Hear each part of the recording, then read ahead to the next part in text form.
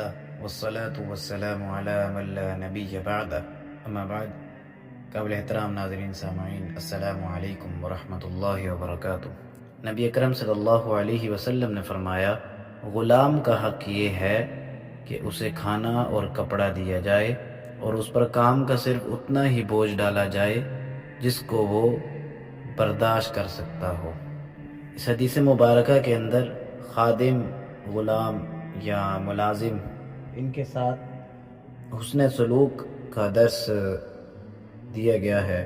حدیث کی روح سے جو غلام کا ذکر ہوا ہے کہ عرب معاشرے کے اندر غلام پائے جاتے تھے. لوگ ان کے ساتھ حیوانات سے بھی بدتر سلوک کرتے تھے. نہ تو ٹھیک طرح سے کھانا دیتے تھے اور نہ کپڑے پہننے کو دیتے تھے اور نہ قابل برداشت حد تک ان سے کام لیتے تھے. جب اسلام آیا تو اس وقت یہ طبقہ موجود تھا.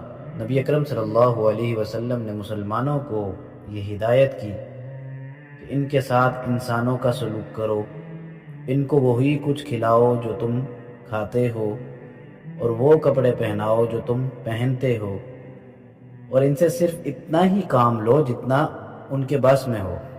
ایسا ہی معاملہ اس مستقل نوکر کے ساتھ ہونا چاہیے جو آج کے دور میں جو نظام چل رہا ہے. جس طرح گھروں میں ملازم رکھے جاتے ہیں، دفاتر میں ملازم رکھے جاتے ہیں، کمپنیز اپنے کام کو چلانے کے لیے ملازم رکھتی ہے، اس کے اندر پھر ان کی مختلف ذمہ داریاں ہوتی ہیں.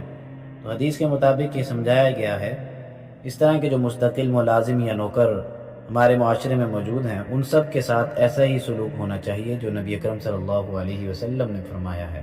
ایک واقعہ آتا ہے کہ حضرت ابو قلابہ رضی اللہ عنہ کہتے ہیں کہ حضرت سلمان فارسی رضی اللہ عنہ کے پاس گورنری کے زمانے میں ایک آدمی گیا. اس نے دیکھا کہ آپ اپنے ہاتھ سے آٹا گوندھ رہے ہیں. تو اس آدمی نے پوچھا کہ یہ کیا آپ کر رہے ہیں؟ جب آپ کے پاس خادمین اور ملازم موجود ہیں تو آپ یہ کام کیا کر رہے ہیں؟ حضرت سلمان فارسی رضی اللہ عنہ نے جواب دیا کہ میرے پاس جو ایک خادم ہے، میں نے اس کو اپنے ایک کام سے باہر بھیجا ہوا ہے، تو مجھے یہ پسند نہیں ہے کہ اس کے اوپر دو کاموں کا بوجھ ڈالوں، کہ یعنی وہ باہر کام کرنے بھی گیا ہوا ہے اور وہ واپس آ کر آٹا بھی گوندھ کر دے.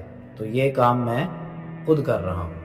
تو اس واقعے سے بھی ہمیں سمجھ آ جاتا ہے صحابہ کرام رضی اللہ عنہم کے دور کے اندر صحابہ کی زندگیوں سے بہت سارے قصے ملتے ہیں کہ جس طرح حضرت عمر رضی اللہ عنہ کے واقعات ملتے ہیں، اسی طرح باقی صحابہ کے ملتے ہیں. تو ہمیں اس سے سبق یہ حاصل کرنا چاہیے.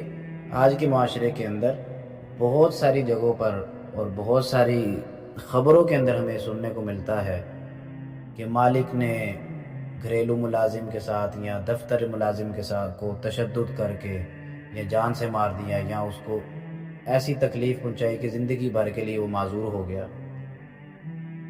اور یہ سب اسی لیے ہے کہ دین کا علم نہیں ہے اور دین سے دوری ہے، جس کی وجہ سے لوگ یہ کام کرتے ہیں.